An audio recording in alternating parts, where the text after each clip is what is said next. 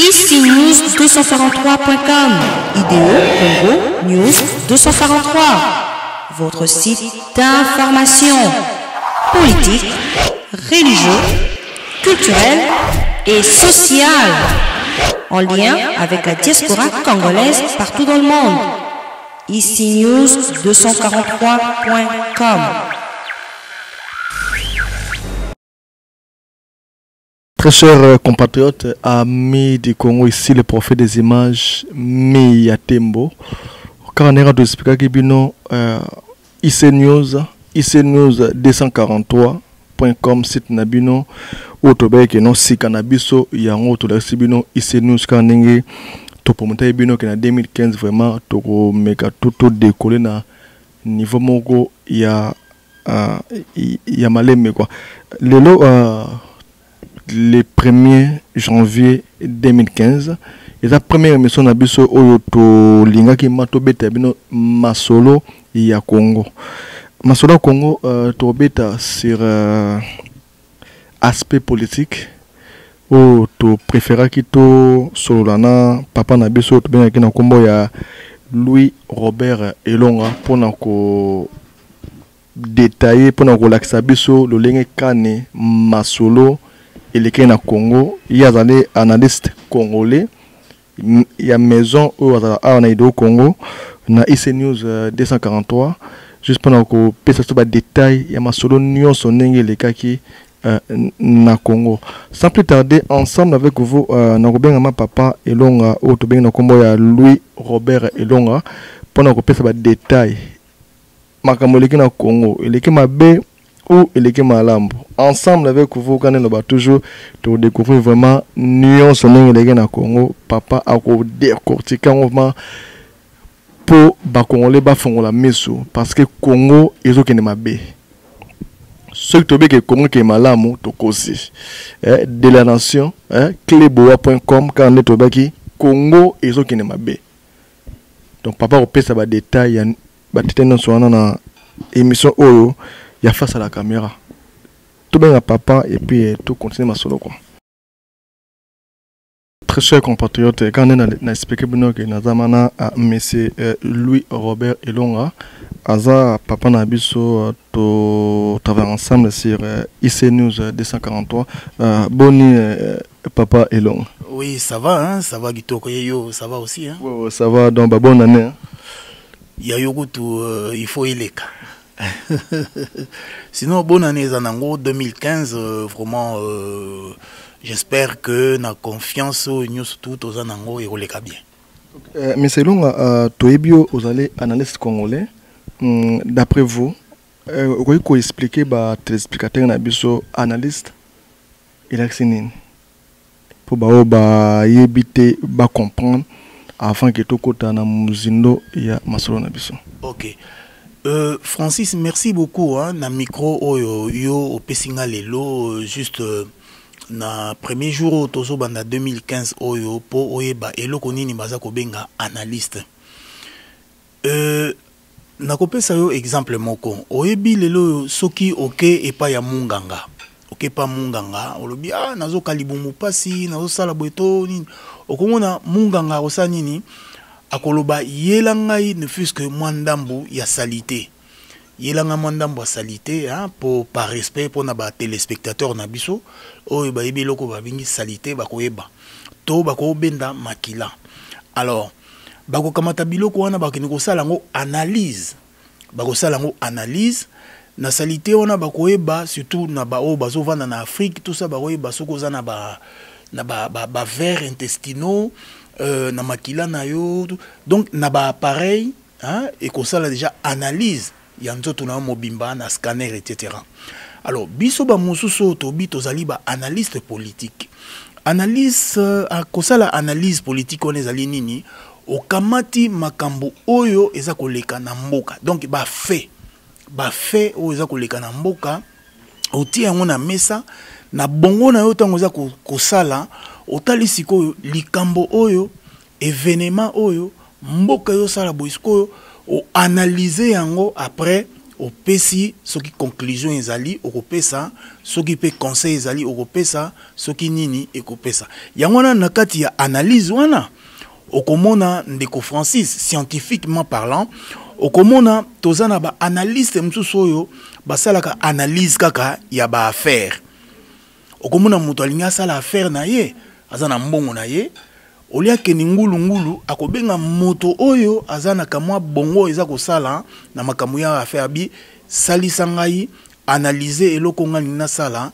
omoni ndenge nini moto wana analyser atali place ya lingi ya investir etc alobi kende toko kende te na pesa ki analyse na côté médical déjà ndenge na baki ba microscope ndenge talaka analyse msusu baki kosala analyse est-ce que moto makambu ya salaka est-ce que bongo na ye est-ce que salaka malamu bako sala analyse babia moto yo azo keneneti kiol azo keneti fou même n'est pas ba juge au moins moto abomi batu mais babi non acte ya sali eza acte pena moto penda bongo ezo sala ko sala ba acte ya boité totinda yeba analyser donc ozomona terme ezo ngaka analyse même na banque il y a des analyses bancaires il y a donc ezali ni alors na OEP etali politique eza pe bokotala est-ce que politique ezo ke ndenge nini surtout le rôle ndenge nga nazali on asalaka analyse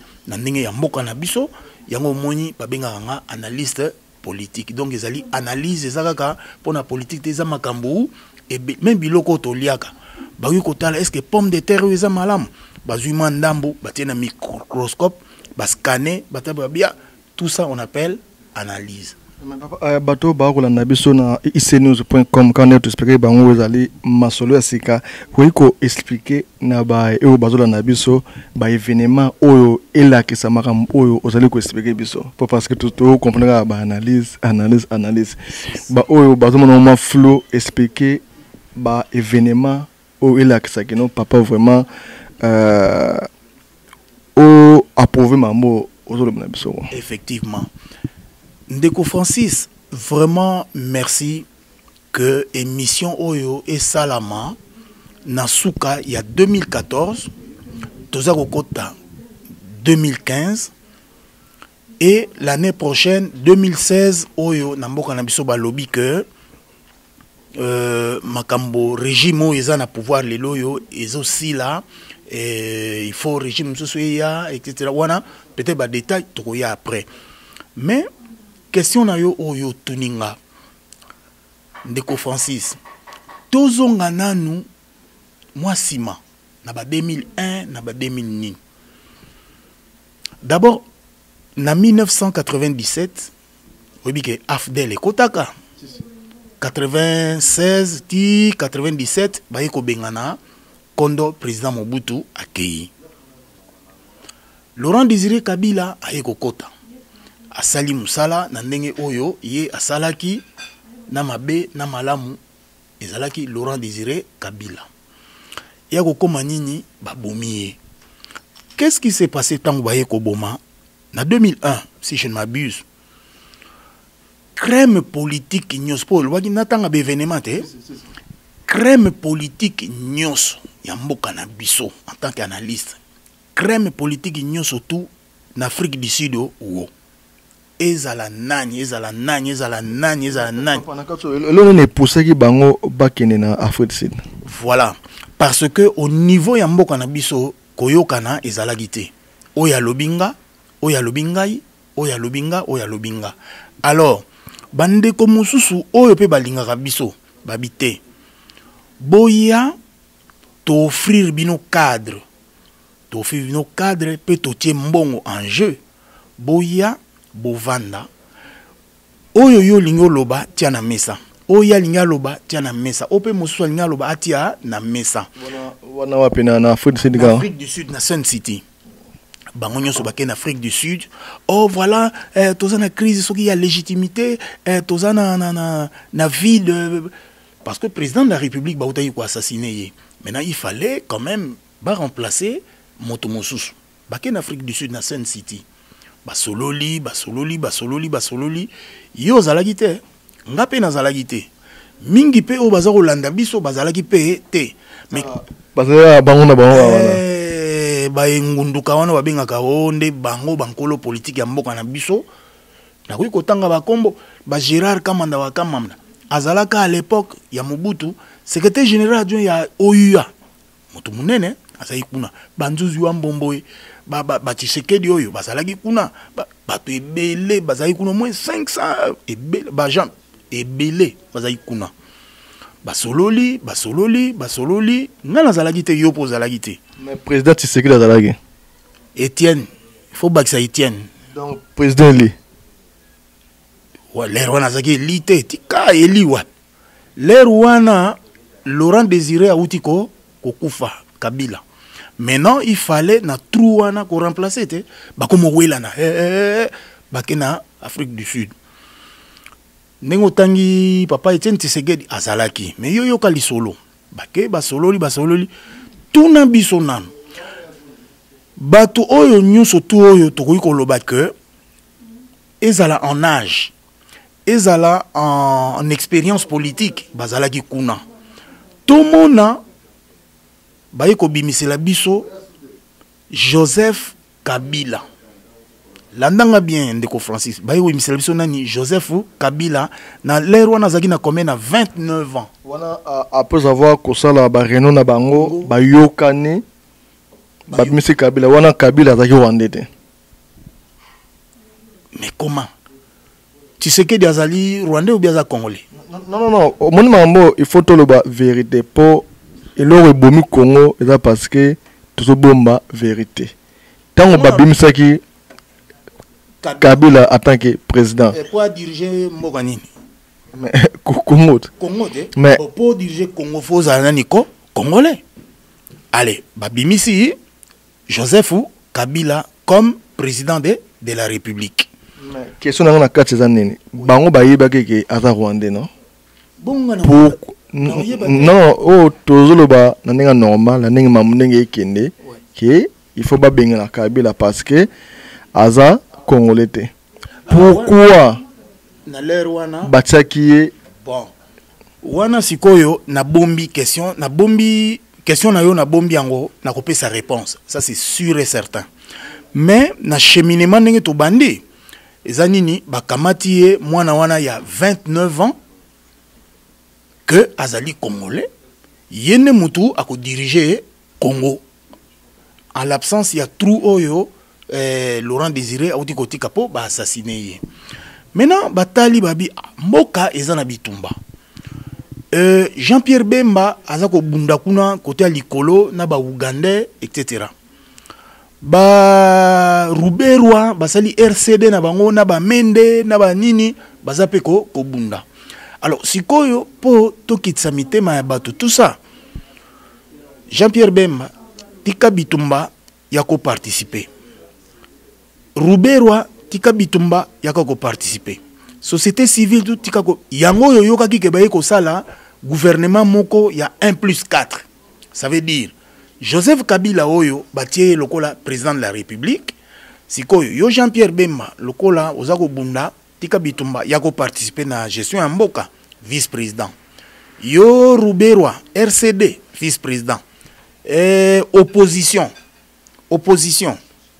vice-président bato pe ba otala na présidence pe yango yo moni opposition wana parce que dans la question tout le monde a développé après vous avez que non opposition mère donc opposition est née oui fille opposition il est muto avec numéro 1 jamais sikoyo basala ki ndenge nini babi bon lokola yo Jean-Pierre Bemba oza muta bitumba yako ko participer Ruberwa RCD oko participer opposition sikoyo babi bon bino sikoyo na opposition bokende bosala réunion sikoyo bobimisa mokonzi na bino ya opposition oyo akozala vice-président na gouvernement balobi ya 1+4 bakei basali réunion na bango papa tisi oyo naza koloba en tant que analyste o mata o kitezali ya solo bake na réunion na bango ya opposition Papa Tshisekedi alobi ngai nazali chef ya opposition. D'ailleurs na conférence nationale ngai moto nalaki chef ya opposition kutu nazalaki élu premier ministre. Bande konae ya opposition bazaki na Sen City na Afrique du Sud babi non. Yo opposition na yo zaki kosala zaki opposition ya Mobutu. Lelo Mobutu asa soulte opposition ezali sous opposition oyo ya yote. Et comme opposition mususu badu makamba Papa Tshisekedi na fulo wo baye ko pona nani tata moko komona ye Zaidi Ngoma. Zaidi Ngoma yende bato opposition baye batieye po azala vice-président na gouvernement na lobi ya 1+4.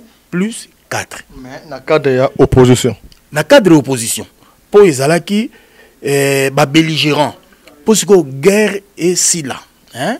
Alors il faut satisfaire bato nyonso oyo baza ko revendiquer. C'est ainsi koyoki Jean-Pierre Bemba abimi, Roubiero abimi, opposition ebimi pe na bato oyo bakoki ko représenter pe pouvoir. Yango yokaki 1+4. Mais Papa Tshisekedi na baninga na ye moko ya opposition. Po balwaki opposition, bokende bosala to concertation na bino, to réunion na bino, bobimisa représentant na bino ya opposition. Ye ake alobi ngai babite yo zalaki opposant ya Mobutu. Sikoyo Mobutu si akufi lerona sa bon oui asa kufi. Pour akufa na 97 atozo ba makamba ba 2001 voilà. Alors yo sikoyo makambo na yo ya Mobutu biso toyebi yango te. Biso to ko bimisa représentant ya opposition mususu. C'est si que ba ko bimisa tata yo komona ye Arthur Zaidi Ngoma. Et en plus azalaki pe vice-président na cadre ya 1+4. Voilà ndenge ele kanaki. Aujourd'hui 1+4 et kenda wapi sort nango isandene. OK. 1+4 wana ezalaki na sens moko ya transition. Na sens moko ya transition, malembe to benga ka cohésion hein, to benga cohésion et ya po na mwa mikolo ekoya basala élection démocratique.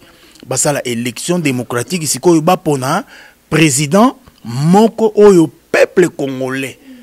Ozomona oyo peuple congolais akopona sikoyo yende akamba mboka na gouvernement ye akotia en place. C'est ce qui s'était fait. Donc banda batiaki 1+4 wana ba gérer na bango mboka wana ndenge ba géraki et puis to koma na 2005 ba yiko ça la constitution ya mboka. Papa au moment où 1+4 ba géraki mboka, est-ce que crise ou banaki ko tongsa mboka, est-ce que c'est là qui ou continue qui donc sort zaki mandenge nini? Oui. Et loko liboso to koloba bitumba parce que Jean-Pierre Bemba azaki ko bundate RCD bazala pe ko bundate sikoyo tango bango bakomi impliqué na gestion ya mboka. Alors akalmi pe ekotaki. Akalmi ekotaki. Bon, disons que donc bitumbesili batu bazumi sala donc c'est ça.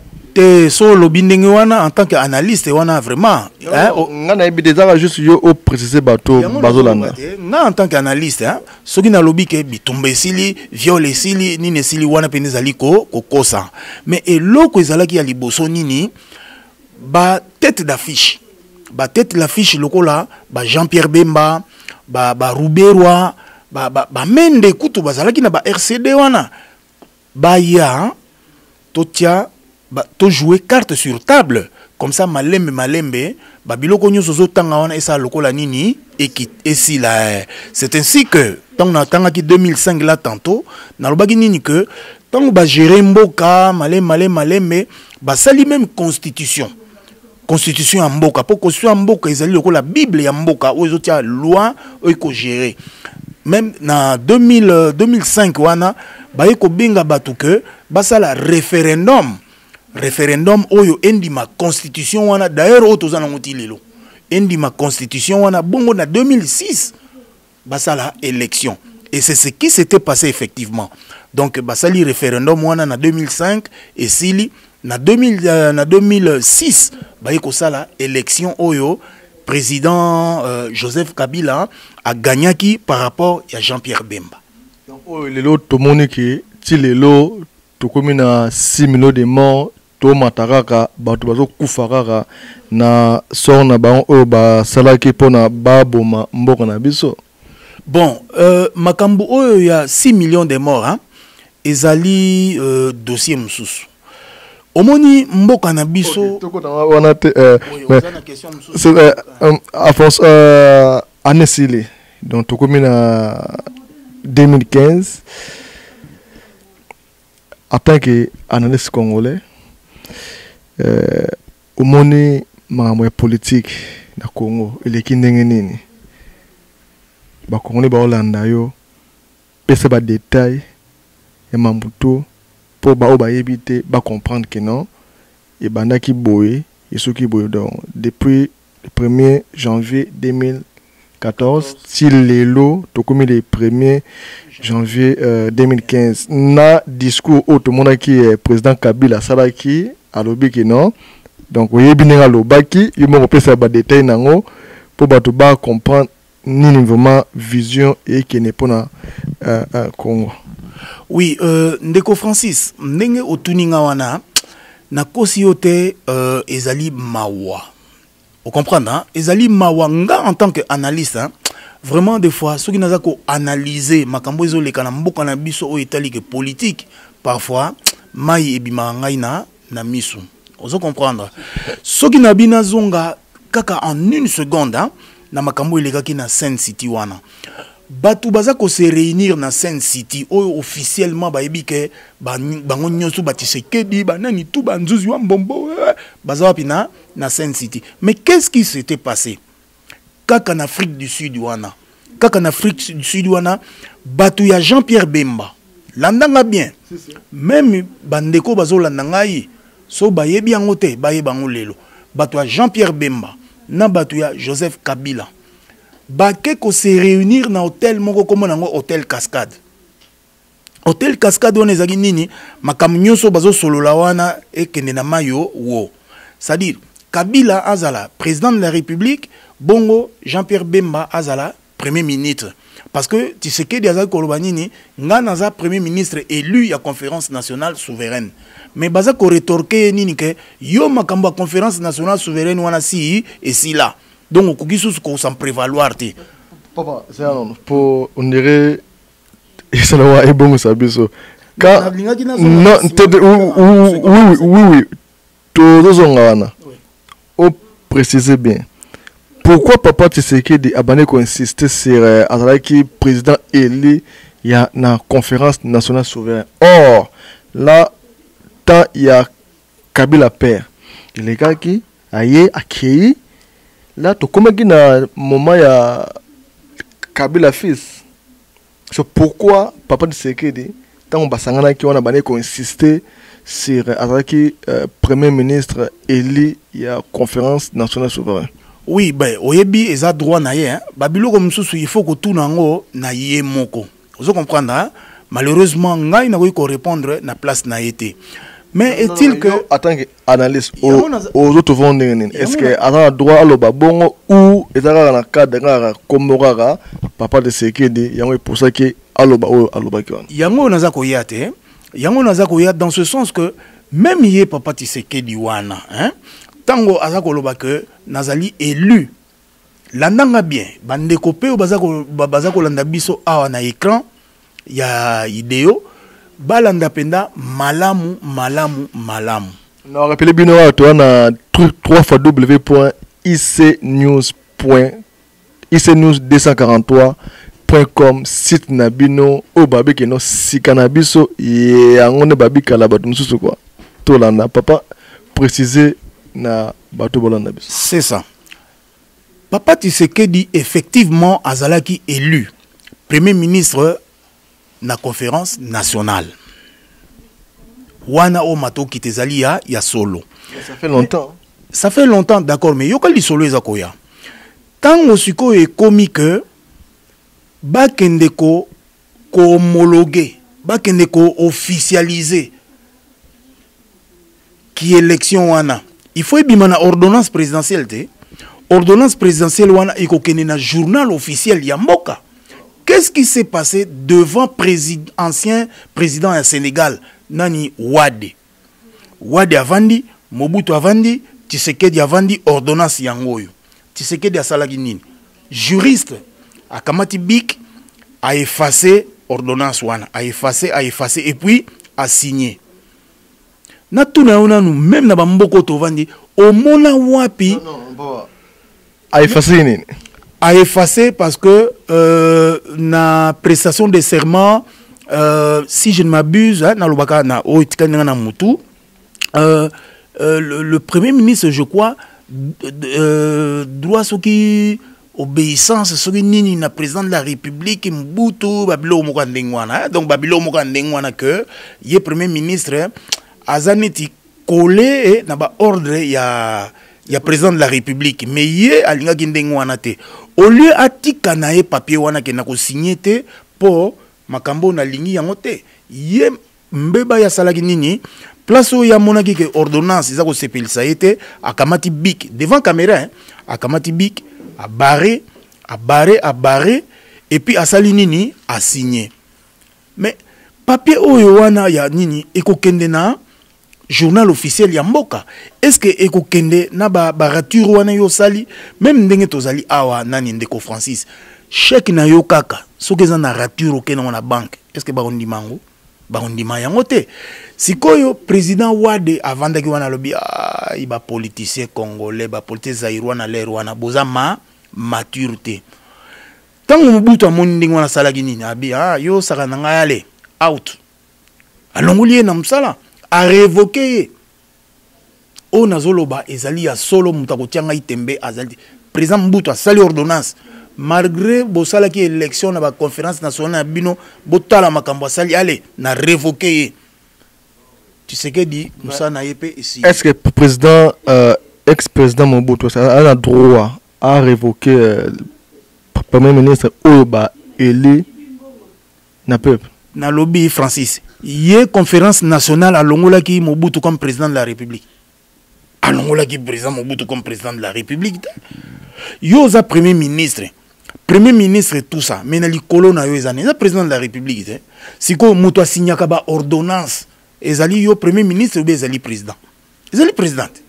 Mais alors si ko ndenge nazolo ba wana kaka makambo ya rature kako na lobby ya rature wana ba lobby proposition ya texte ya ordonnance oyo kokene na journal officiel ya yango oyo sikoyo yo lokola oye awa na palais de marbre toye po sikoyo to peso pouvoir oba na musala lokola premier ministre yo tangi texte on komati au barré puis au signé juriste au barré puis au signé ezalaka te yango na même l'air ba ke na Sen City bato Sen City balobi yo déjà si ba révoquer ki yo oza sous premier ministre te si ba révoquer ki yo siko to vanda tozo luka représentant ya opposition mususu ozali chef ya opposition te ki chef ya opposition na yo ezala ki l'air ya Mobutu lokola si akufi so lingo sa l'opposition landa ye kuna na Maroc yango na bakamisi zaidi ngoma batie ye wana voilà c'est ça ce que je pouvais répondre. Et pourtant na Congo toyebi IDPS ezali fille aînée ya opposition mboka na biso côté wana réponse nini opesa na ba fidèle na biso. Oui o mato kitako IDPS ezali fille aînée ya opposition ya opposition hein, ce qu'on peut appeler opposition pona nini omoni soko tali pena na histoire hein, ya politique ya mboka na bisoko po lelo yo na l'air wana oyo Mobutu azalaka Mobutu o meka ko affronter ezaki eloko moko difficile vous comprenez hein? Mais il y a eu des parlementaires ba sali lettre moko boye ezaki ba page belé hein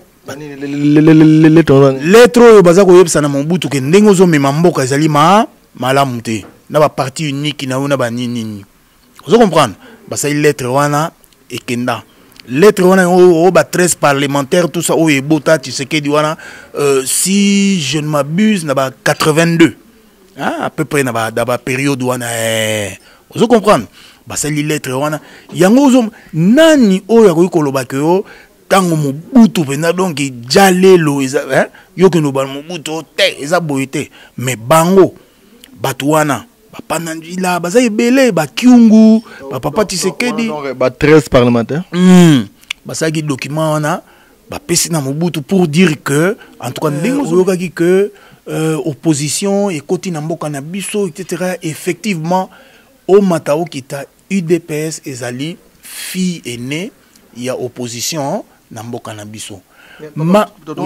opposition ekotaki na nini na Zaire ya Mobutu non bon na mboka na biso quand est-ce que opposition ekotaki oui opposition soko tali bien banda même na 1960 hein tango tozwaki indépendance sûr et certain opposition ezalaki nango hein parce que ceux qui les loyo Lumumba hein babomaye tout ça c'est que batu bazaki ko s'opposer hein na ndenge ya makambo oya lingaki que et salama mais et salama qui était pour batu bazaki ko s'opposer nae. Mais aujourd'hui si nous parlons vraiment de l'opposition, parlons par exemple ndenge tolobaki makambo fille aînée UDPS tout ça, donc to banda vraiment na ndenge Mobutu tangwaye asali eloko na ye wana ya parti unique asali yango ke olinga te na mwanu azana musopo ya mama na ye azali kaka na mouvement populaire de la révolution. Alors binobo qui ne quoi affronter Mobutu qui avait l'armée, qui avait l'argent, tout ça, il fallait être courageux. Donc il y a un monique groupe wana ba papa Tshisekedi, ba Kyungu, ba François Lusanga, bazay belé vraiment pour l'analyse na bango awate hein. Donc vraiment bazaki ba courageux. Sauf que na ki courage yango au lieu que ba persévérer vraiment na ki courage. Pambala. Ok, papa, parlez un peu de l'opposition. Quelle différence entre opposition à Tango Mobutu et opposition à Tango Kabila en tant qu'analyste? Oui, il y a vraiment une grande différence. Hein. Grande différence, c'est Nini parce que na Tango Mobutu, hein, Tozala qui n'a parti unique. Donc, une partie unique, c'était le mot. À un moment donné, IDPS et Bandag. Oui, c'est-à-dire UDPS, hein, tango basali lettre na bangwana, ezalaki lettre yakolakisa que président de la République Mobutu na ndenge yozo landela ba makambo yozo sala eza penza yango te ezali de déviance. Vous comprendre? Alors basali lettre wana po bafungula ye misu bayebisa ye que na likambo oyo basala ka boyete na likambo oyo basala ka boyete na likambo oyo basala ka boyete so pino lingi mboka ekende bien pour zoba un père égale servir un père se servir non mais se servir en auto zo monango te se servir non en auto zo monate tala ba reproche tozo sala na régime na yo mais Mobutu ayokela ki bango te Mobutu ayokela ki bango te akangi bango ba papa Tshisekedi otozo loba azali papa moko anyokama ça vraiment faut reconnaître ango ake ba relégation anyokwami etc bana na ye ozomona mais lelo yo tango ekomi Mobutu akei ouverture moko et salami na ndenge mususu to benga ngo kutu bandaka ka ye moko pe Mobutu hein wa moke na bosa na zena ibsel ka moko pour tuna question malamu na 1990 na 90 tango mur à Berlin ekweyi je pense na 89 makambo ezalaki ya guerre est ouest ezalaki souté vous comprenez pour Mobutu azalaki garant ya Occident en Afrique centrale par rapport à Angola azalaki drapeau rouge Brazza azalaki drapeau rouge donc babengango socialisme scientifique oui alors ba américains, ba occidentaux, tout ça, ba bangaki que loko la ceinture, hein, côté sud, na ndamboana ya ouest, ya nini, bazui déjà ba soviétique, ba vandiwana, ba américains, ba belges, ba occidentaux, ba bangaki que et loko wana ekota na Congo, na Zaïre. Alors bazwaki Mobutu loko la moto yo akokaki ko sala en sorte que idéologie il y a socialisme et quota na Afrique centrale té yango moni ba idaki Mobutu ba mbongo ba nini tout ça la même chose que Mobutu pe idaki bango na Union soviétique. Mobutu a idaki Union soviétique.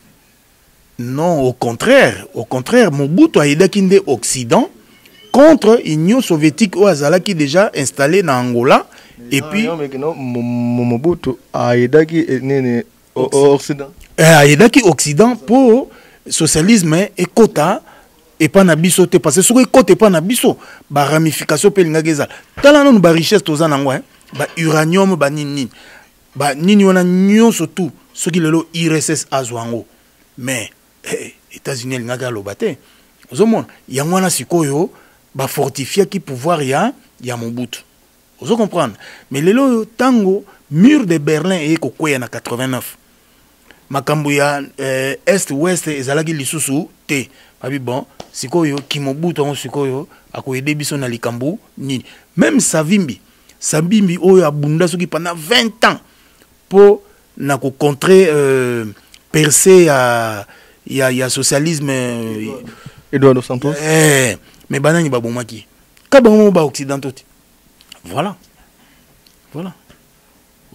donc poto zongela makambo yo tangaki wana ya fille aînée tout ça oui fille aînée na ndenge na lobi wana na l'air wana bango bato basalaki lettre wana que mais après na ndenge tozo vivre lelo est-ce que IDPS eza nango fille aînée est-ce que zo l'accès lisusu vraiment que eza na konzo pena ki fille aînée rien il n'y a plus rien IDPS au total IDPS kufi nango. Et puis, des divisions au sein il y a IDPS. Division na UDPS ezali penza ya solo. Oyo akowanga nango, ça veut dire que aza ou bien na partisanerie moko, ou bien azali zoba, ou bien azo oué la soki eloko nini. Vous comprenez? Lelo par exemple na kopeso ba exemple hein. Na Afrique du Sud. Na Afrique du Sud, kaka na mois d'août, oyo uti koleka awa. Basala ki réunion moko boye. Réunion yango thème nango ezalaki nini? UDPS avec ou sans Tshisekedi. Tshisekedi n'est pas mort. Hein? Azana poto pour na soins médicaux. Et yende moto azali olingo lingate azali président national ya UDPS. Mais en Afrique du Sud, où place pendaba picade dans la peau ya IDPS, basali réunion na mois d'août. Na mois d'août kaka o elikia. Thème ya réunion les anini l'UDPS avec ou sans Tshisekedi. Beta analyse. Au moins plateau baka analyse. Donc au vandi siko yo analyse obi. Ah. Mais président Tshisekedi akufi namti. UDPS ezazus. Mais ba propre membre ya parti na ye ba banda ko solo la masolo que parti na biso ezala avec ou sans Tshisekedi. Ata yo ko poser question te yo tata pendo ko finamte sikoyo moi sina ona bana baba na komituna sikoyo na ndako yo avec ou sans Francis. Oui, papa to retarder ma wana te bakisa. Kaka na mois d'août. Ndeko na biso moko boye kaka ya presse. Kombo na ye Roger Bongos. Roger Bongos a salaki interview moko boye important na YouTube na mois d'août. A bengisaki représentant ya IDPS na Benelux. Comment on a Mboui, je pense Pierre Mboui si je ne m'abuse. Tata wana document wana ezali na YouTube. Même na Dailymotion ezali. Alobi boy clairement abi lelo lokwa tozo vanda boy. Soki Papa Tshisekedi akufi, UDPSP ekufi. Donc malgré ba leader baza na parti confondu donc sans Tshisekedi même ba division wana tobosani IDPS. D'abord na koloba wa ke IDPS ko au moment où nous parlons IDPS ezana nango lisusu te. Ba preuve ezali. Ba preuve IDPS tala kotaka kana ba document to so lingi ba document mso na opesa yo hein.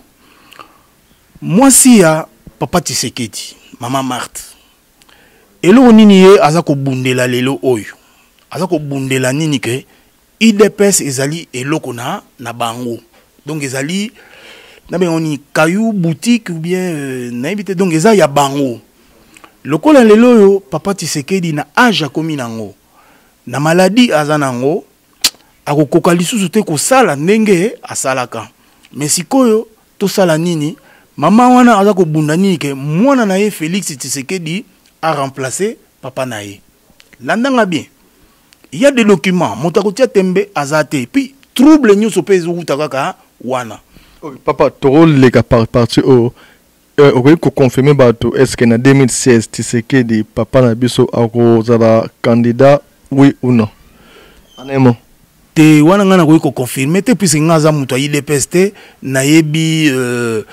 fiche ya santé ya papa Tshisekedi te na yebi eloko yazo kanisa na yebi te mais eloko ngana yebi kaka que ti lelo bawela kaka imperium na bango Bruno Mavungu secrétaire général en même temps to que ne vers fin mandat ya Kabila imperium tisikona nous ezwamite oui ezwami nango te kasi na babuzo ba oyo tozolo ba ote tala dernièrement awa ko makamnazolo beza ya solo dernièrement awa ye bato ya IDPS oyo na ndeko ya ye papa Tshisekedi wana kombo na ye soki nani na bosa na vana na monga fula kuna bake ko sala réunion moko boye na monsieur Mugalu azali chef ya maison civile ya nani ya Kabila ozo comprendre alors qui opposition nini yo olobake yo bazali ba opposant balongoli tato nani Albert Moleka alongwa pembeni ya Tshisekedi pona nini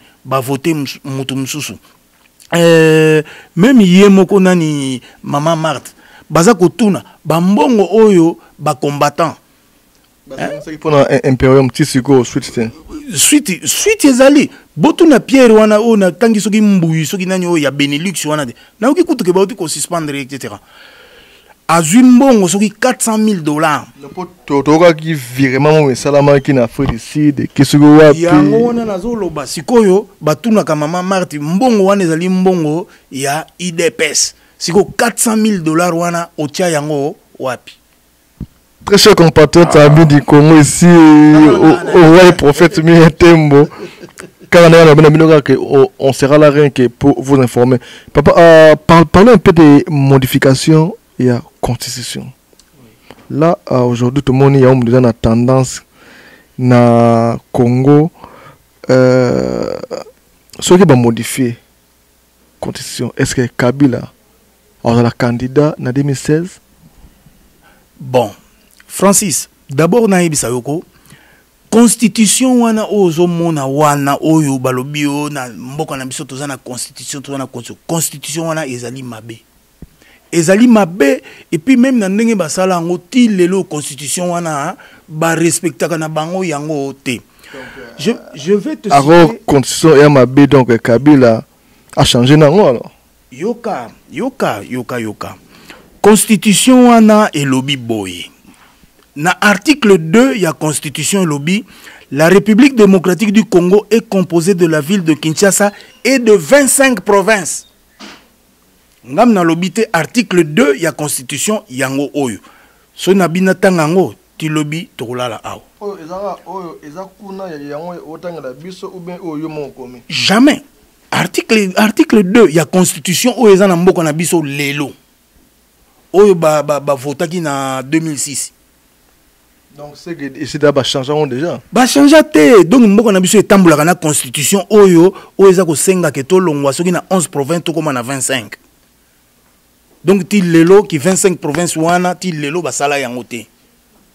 Mais il y a on na ki année oyo na février oyo donc tout comme on a 25 provinces. Bo bana 2006 boza ko zani. Ça veut dire que banda 2006 ti lelo 2014 pour respecter la constitution. Oui, papa. Écoute, pour moi, exemple un peu bizarre. Oui. Pourquoi Nathan ou Mobutu? Est-ce que c'est pareil?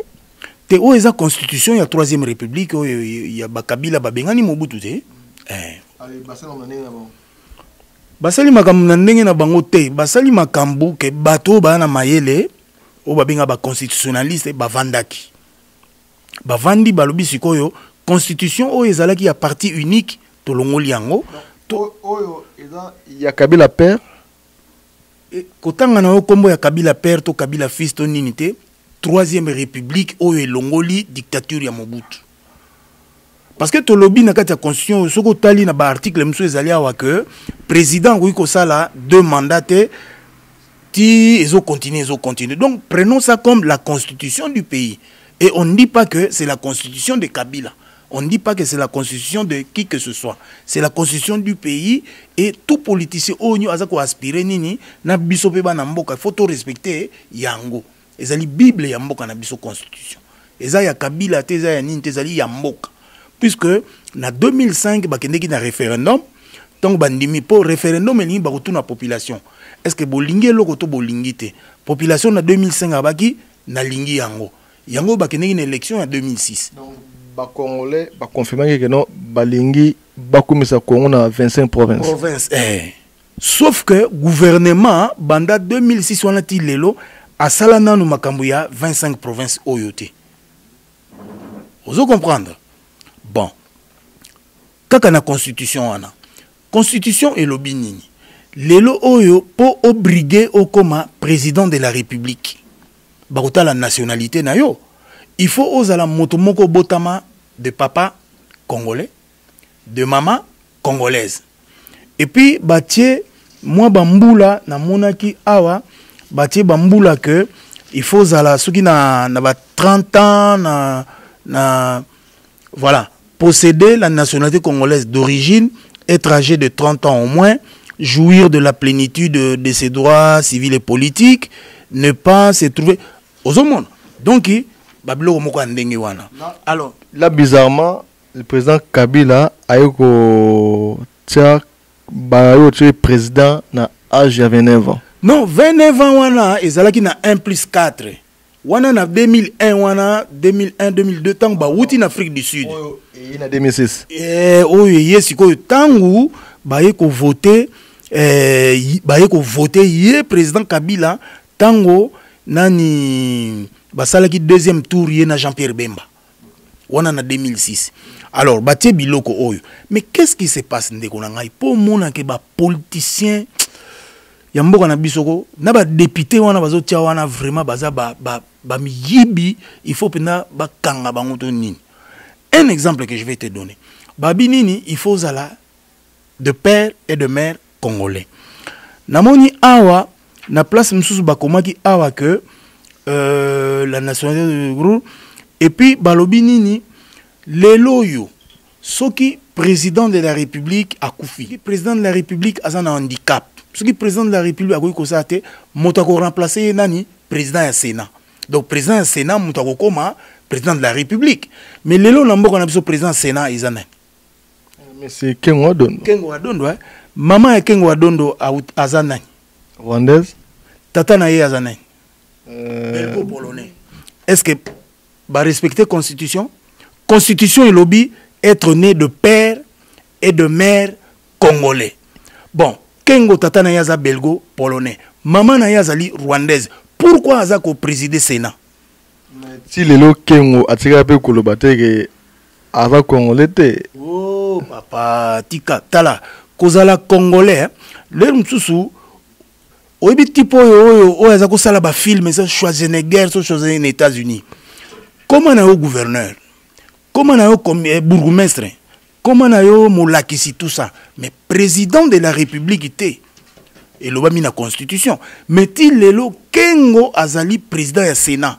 Donc ce qui Kabila akufi to nanyango ko za président tant que Kengo azawana ce qui moto wana za empêché moto ko remplacer ezanani ezali ke Kengo belgo polonais mama tuti. Est-ce que né au Congo? Né là-bas, ce qui na Rwanda, ayaka tatane wana soki akima soka kufa, soda moko boye ya geme na soki nini, a du mère na ye, na mwana amimi ye, kune pa ya bangala kuna. Très cher compatriote ami du Congo. Yebani. Binimo bo bozo mona ne masone ngo kende. De mama Congo et puis ça moi kanda mais tout de la rara. Oyo nyonso bozo tala toza na IC. Bakotia ba numéro de téléphone nyonso to eza wana. Oyo amonike analyse o tozo sala lelo le 1er janvier 2015 eza ya Lukuta aya plateau yango oyo. Nako confronter Kengo mama na ye azali tuti rwandaise. Papa na ye azali belgo congolais. Constitution et lobby de père et de mère congolais. Pourquoi Kengo azali président du Sénat? Soki Kabila akufi nana okoma président tuti rwandais. Papa, revenons un peu de Vital Kamerhe. Vital Kamerhe président du Sénat. Kamerhe mususu ye wana venturier. Vital Kamerhe ti lelo ngana sake mission eza na YouTube. Vital Kamerhe nana za contre Vital Kamerhe mutu moko te.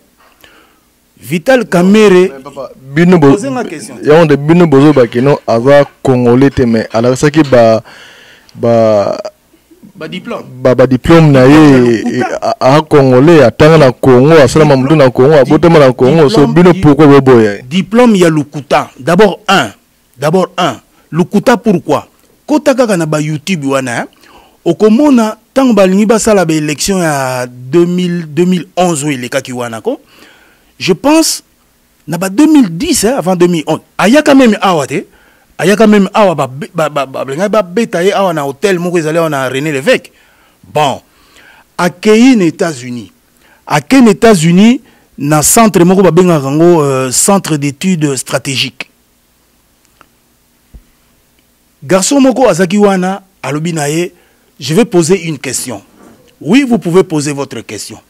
Monsieur Kamerhe, comment se fait-il que sous l'authenticité de Mobutu, où tout le monde nous avions enlevé les noms chrétiens, comme Louis, Paul, Jean-Baptiste et tout ça, on était des noms authentiques.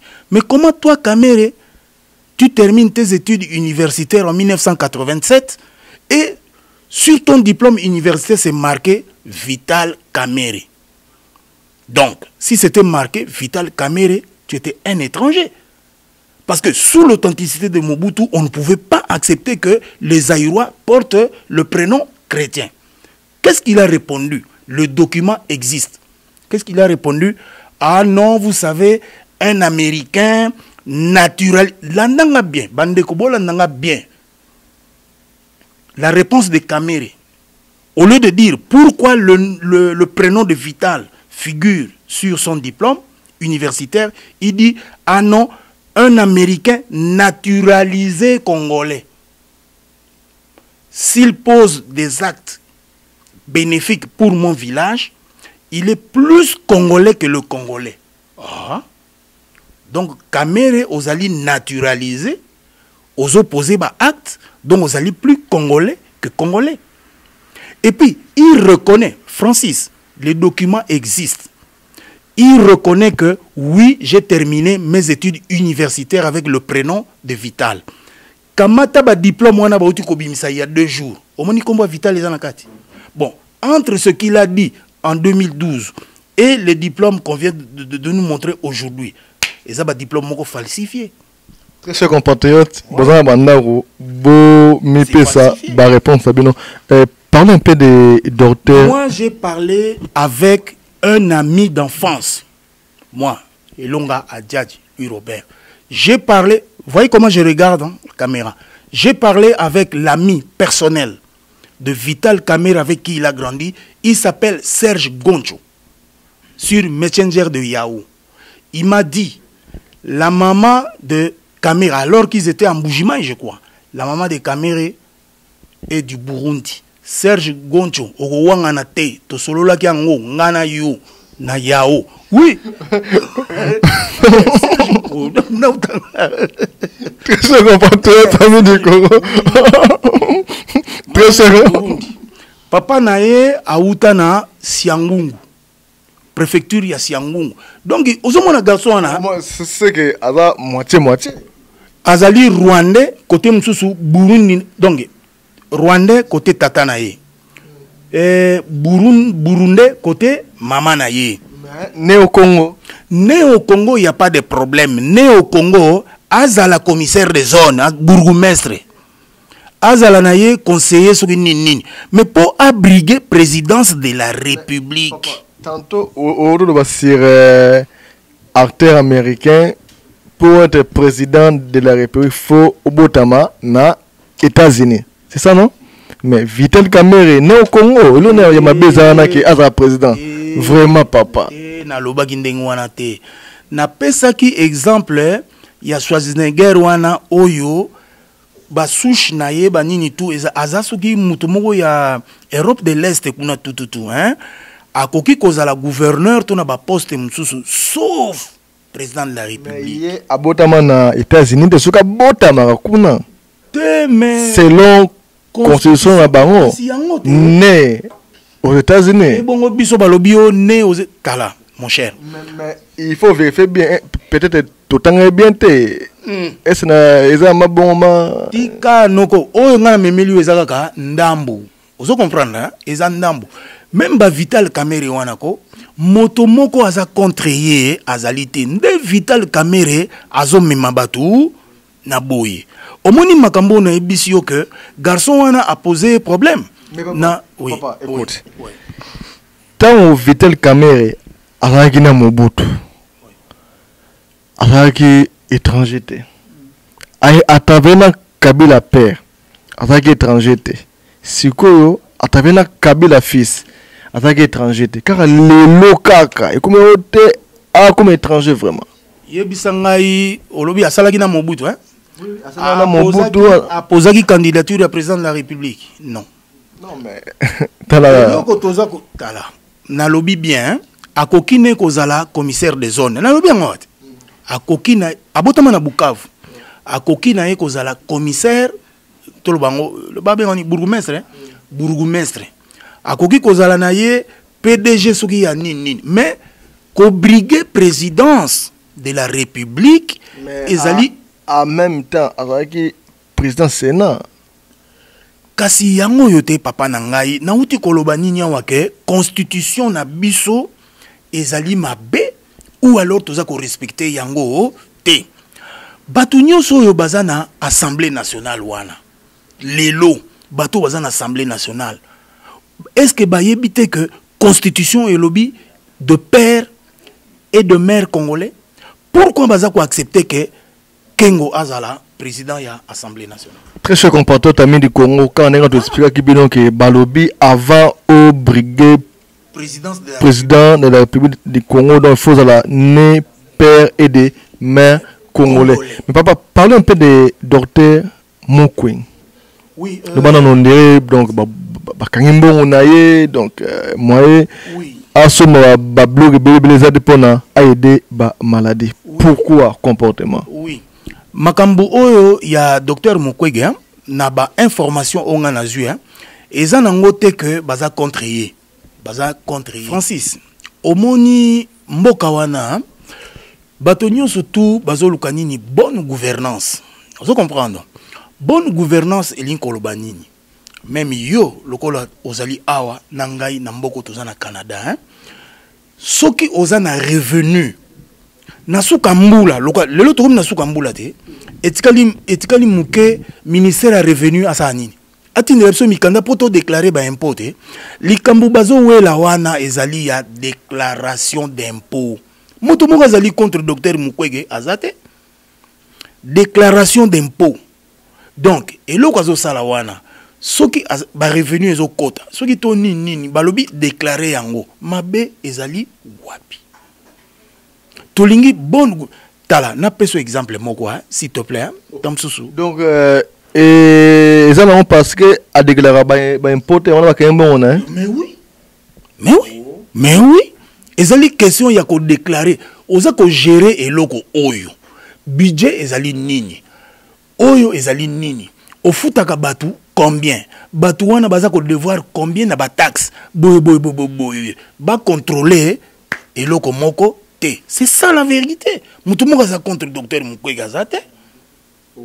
Mais oui, na yokaki avocat nae alobi ninyo nani hôpital ya Panzi ezali hôpital moko de référence, ba hôpital de référence ezali ebele na République démocratique du Congo, ba futaka ba taxe té, voilà justement où le pays se meurt. Non, mais papa, mon vraiment, Adama Kouide, Bino, vraiment, Adama soigner ba malade gratuitement, please. Pourquoi il faudrait botter bakal vraiment? Tala.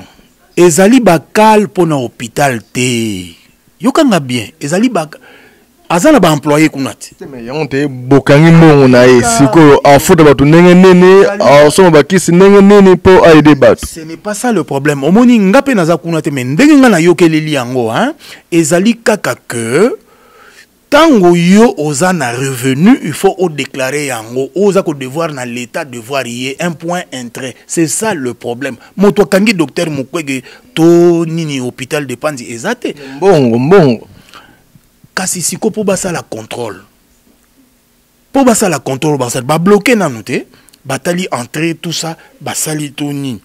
Même awa, ils rendent ngwanati. Très chers compatriotes, amis du Congo, très chers compatriotes, bakangi mbona docteur Teza qui est format docteur a déclaré ba impôt naie ba ko surtout il y a ba salarié naie, ba salarié wana. Ba salarié wana, bazana besoin azoya na jeep naie boye libulu awa gouverneur bongisa. Même awa mon cher, ba taxe oyo lelo yo futaka wana. Soki lelo libulu ezali, o réclamera te ponini maire de Montréal, voici il y a des maboulous, moi je paye des taxes. Mais c'est la même chose. Personne n'est contre docteur Mukwege. C'est être clair dans la gestion, ce qui est la Bible Babagini. À César. Voilà. C'est ça le problème. Revenons un peu à la politique congolaise. Là, d'après vous, aux analystes congolais, ici à Montréal, que pensez-vous de M. Nganda Kamere et de Moïse Katumbi? Bonne question.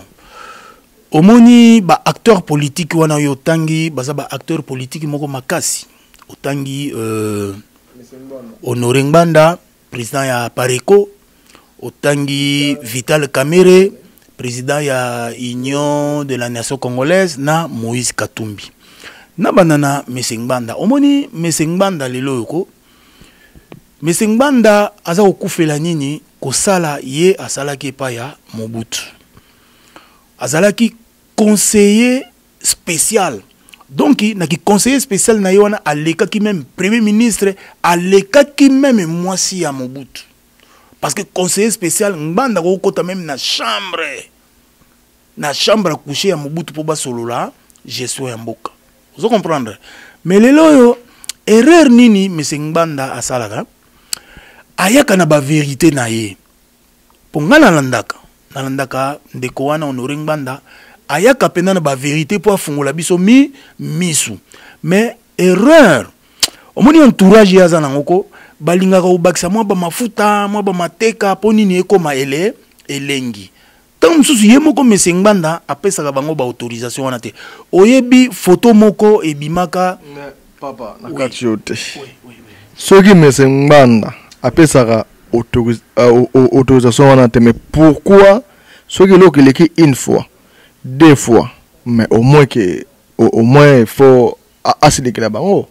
Mais il répétera tout le temps la même chose. Mais balobaka.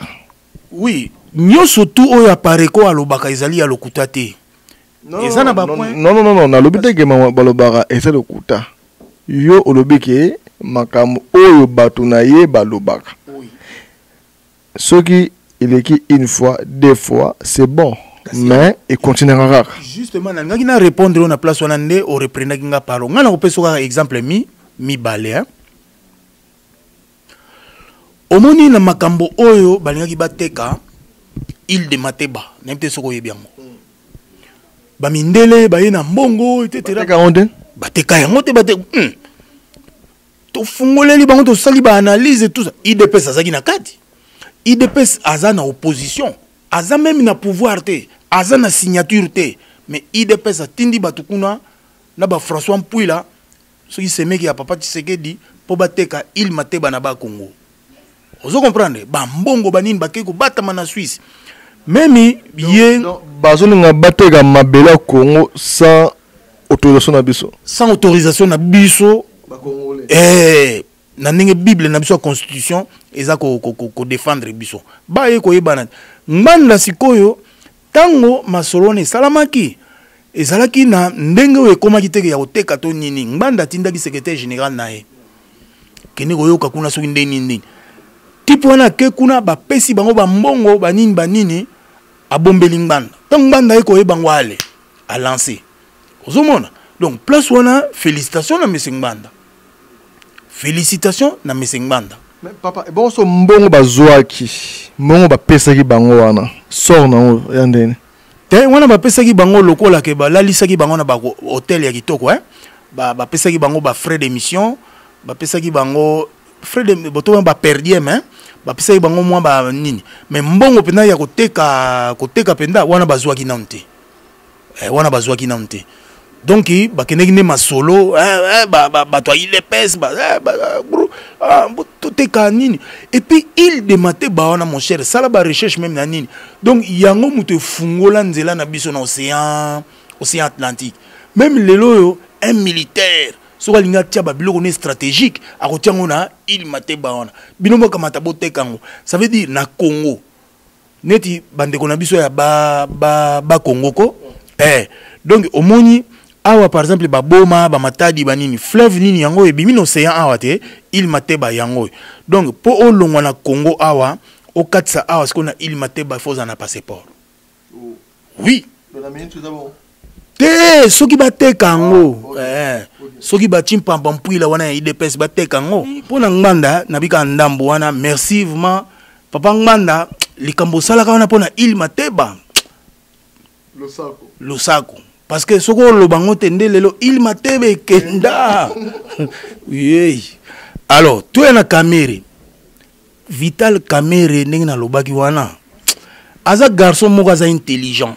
Vous comprenez? Mais ma bé ma bongi ma président Mboka donc par rapport à Kabila. Azande lukuta. Grand luk obi Francis.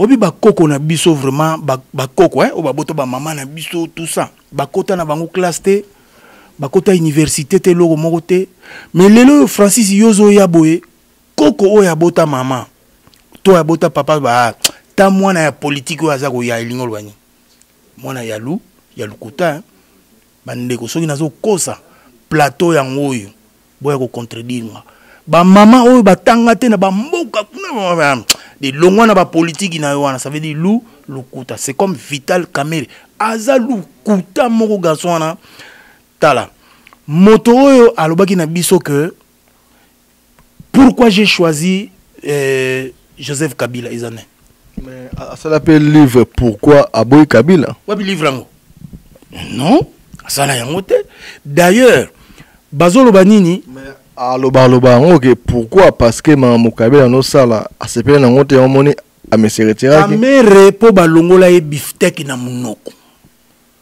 Kamere lui il veut le pouvoir. Kamere donc alingi azala à gérer. Baye les États-Unis en wate, baye les États-Unis na conférence moko économique ezala baye na ba fayulu. Il fallait que l'opposition bazala unie na ba fayulu na ba nini ba koma kuna Kamere a changé position. Est-ce que Fayoulou na Kamere lelo bazoyoka na sous?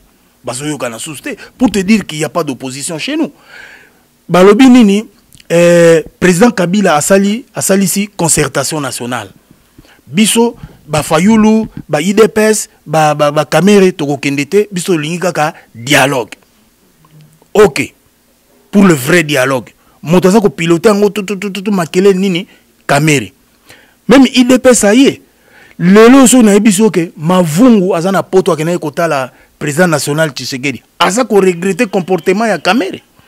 Kamere a changé na Kamere lobi ngai président Joseph Kabila ko banga na ote na ko bongisa makambu na nyonso tout ko vanda calme tout ça mais di olobi to kene na dialogue otiki makamba dialogue o komi susu to kene na élection yo comme président pour garantir sécurité ya nini Bruno Mavungu aza ko regretter ngona nini Abikutu, Kamere n'est plus avec nous. Mais si quoi opposition yango bakokene na élection on neni leadership ya nani IDPS na uta ko laksabino que IDPS e kufinango un Martin Fayoulou est-ce que ça vraiment na carrure ya ko battre campagne pour adwa banini na Congo mobimba rien nani susu mutu moko te soki mokia soki nani ba komona bango ya il n'y en a pas. Sikoyo papa tozana Moïse Katumbi gouverneur ya Katanga. Moïse Katumbi a salé conférence de presse a utilisé terme moro abi pelnati. Troisième pelnati. Ça veut dire quoi? Voilà. Omoni ba interprétation hein ezali mabe. Voilà au moi et bien na e. Ba boy troisième penalty. Nazo répondre yote. Avant ye Moïse Katumbi aloba eloko wana. Qu'est-ce qui s'est passé? Moïse Katumbi, il a été raconté que azali empoisonné, Moïse Katumbi quand mukia kufa tout. Moïse Katumbi tango, oui, effectivement kena poto ba soigner etc. Azongi na mboka na Katanga ba yambiye na batune comme il fallait que ba yambaye. Les pénaltys dont parle Moïse Katumbi, ce n'est pas la politique. Ba penalty à Moïse Katumbi et ça concerné Yemoko. Quand il dit que Naouti loin, on l'a empoisonné une première fois à Télémi. On l'a empoisonné une deuxième fois à Télémi. À Lobby la troisième fois et au Simbati.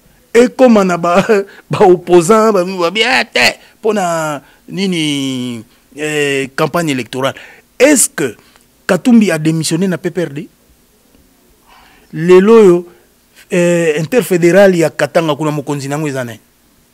Ezali Katumbi.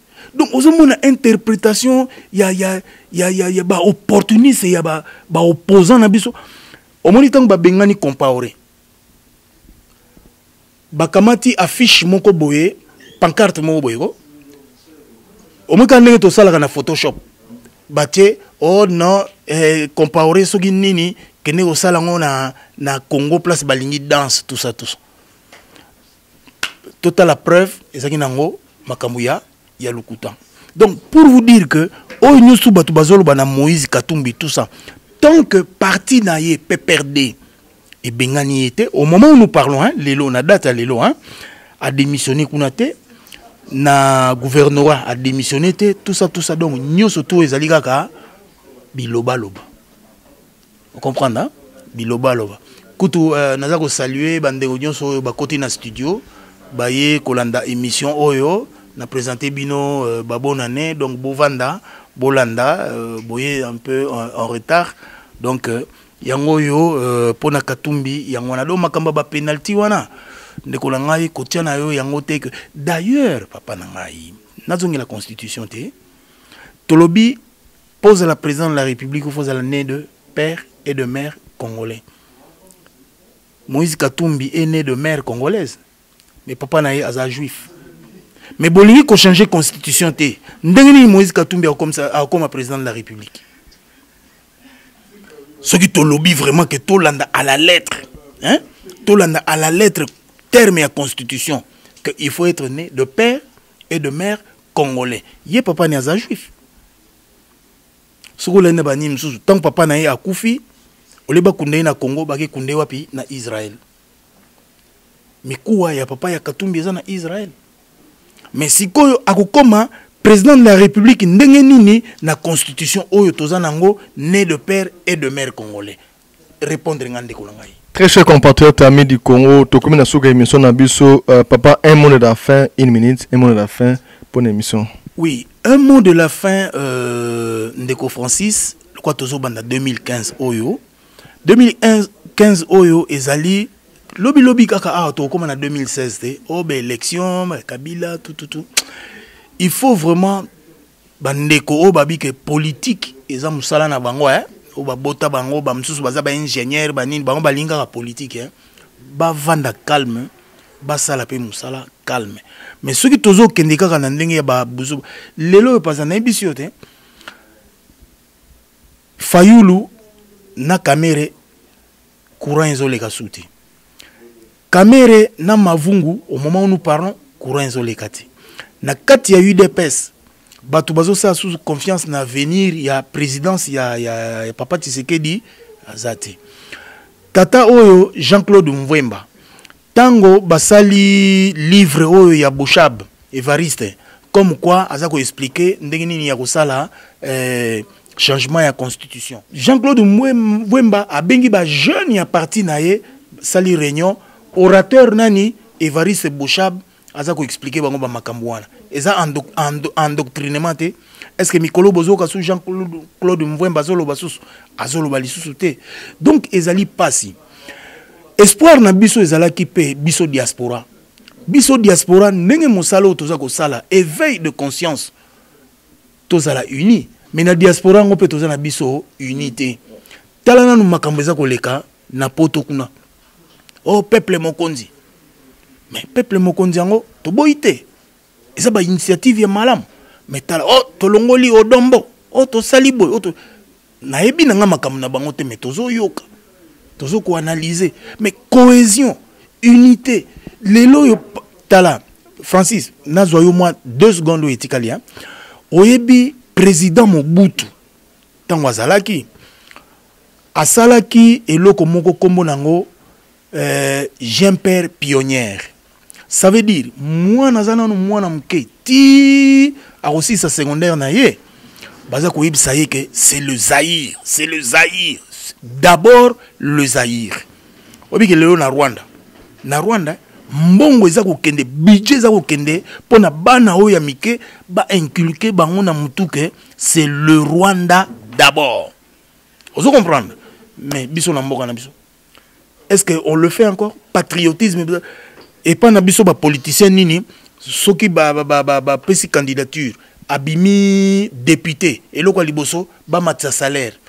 Après avoir comme matsa salaire, ba pesa bango ba jeep 4x4. Les salaires et les jeeps d'abord. Les salaires de jeep d'abord na ba député. Mais yeb sanga ba loi nini venait malamu o ba sali pona mboka na biso rien. Ozomona. Alors diaspora, il fallait vraiment tozala na combat moko intelligent. Diaspora, il faut vraiment tozala na combat moko intelligent par rapport ya ba analyse ya boy toza ko sala. Yango na lobby plateau yango oyo.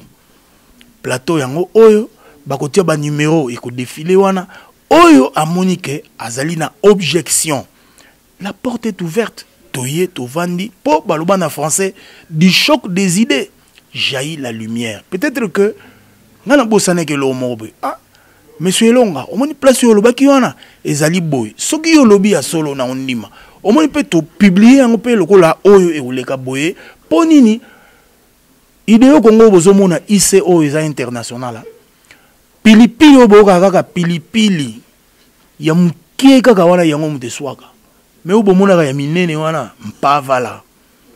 ICO bozomona pilipili ya mke metiango na mnoko na mwali kian au monde. Yango na ce qu'on a invité oyo a Monique azana objection. La porte est ouverte. Téléphonez, on va prendre un rendez-vous et nous allons faire un débat contradictoire. Alors, comme c'était le mot de la fin, je voudrais vraiment remercier vraiment Bandeko Nyoso Oyo Banda janvier ti lelo Bosa Rolanda Biso Namabe Namalam vraiment merci ne bofungola biso pa porte na bino ovandi na salon Zolanda Biso et loko vraiment tozo senga bokomona soko fungoli o place mo bakomi s'abonner cliquez place wana tango cliquer sikoyo okoti na to sala ngona minuit na 7h na nin tout lokolo za abonné ato bimaki tango oya ozwa musalo to sali de deux ndenge to lekisaka wana na bande wana elekaka wana ba numéro de téléphone ba email bobenga parce que to lingi débat contradictoire 2015 yango 2015 yango to ko tikate basaka na susu te. Donc il faut boya tout ça la débat contradictoire parce que l'avenir de notre pays appartient à la diaspora et cette diaspora là doit vraiment se prémunir et pour mieux se prémunir il faut un combat intelligent. Et le combat intelligent, c'est par rapport à IC. Nul autre ne peut vous faire un combat intelligent que IC, que nous représentons ici, moi-même et mon jeune frère Francis Miatem. Bonana. Très chers compatriotes amis du Congo, Tokumi na soka émission na biso Bidimo Boyoki analyse ya politique ya année ningeleki ninge papa na biso Louis Robert Elonga asali ko analyser ngo ba oyo ba moni ke baza na besoin ke basa la débat pendant ko contredire papa Elonga mon monsieur Zawana bobenga on sera là pour na ko servir bino biloro oyo boza na ngo besoin IC News 243.com et ça c'est Nabino. Nous rappelez bino tous en direct qu'il y a IC News 243 na www.cleboa.com au nom salué de la nation yumongo yibikandi tsolaki 2015 yango yo masule bandi décollage na biso yango na deuxième limon na biso ya politique analyse politique na papa na biso monsieur Louis Robert Elonga. Mais Francis, au moins ningi toza na Canada awa na Montréal ningi vraiment pona sukisako na pesaka conseil moko lokola na lobaki combat intelligent na lingi na féliciter ba jeune oyo bazana ba initiative ya kosala biloko lokola oyo Francis Miatembo pratiquement tout le boza le seul awa mutakutia tembe aya le quoi to lobaki aya ko contredire nga vous comprendre na lingi na féliciter moto ninge ayambaka kusala ba makam news tout azo sala na restaurant la référence na 808 Bobien na lingi na féliciter ndeko na biso Daki Mafuta ndenge aza ko sala ko bunda ponini bandeko na biso na Montréal bazala propre mais eloko oyo eza ko sala pasi moyibi bandeko ya Montréal basi na mibali totika moyibi oye awa omoni Francis abosani micro awa otie okenango eza malamu te naimsa dernièrement awa petit moko boye akepa ya Dakiko amoni batie ba soulier boye yoso mona na magasin batia paire ya soulier lokolo ya mwasi na lokolo ya mbali te batia exemplaire moko garçon wana kamati ayibi mbale nzoka yibi kaka lokolo ya droite akenango ezalaka te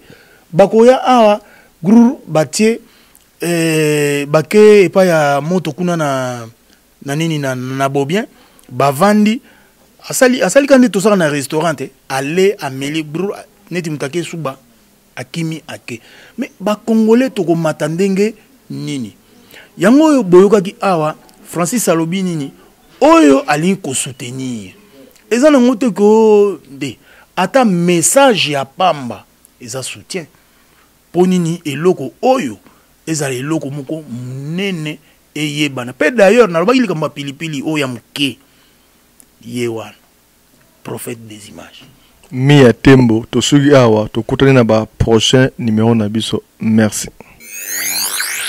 Ici News 243.com IDE Congo News 243 votre site d'information politique, religieux, culturel et social en lien avec la diaspora congolaise partout dans le monde. Ici News 243.com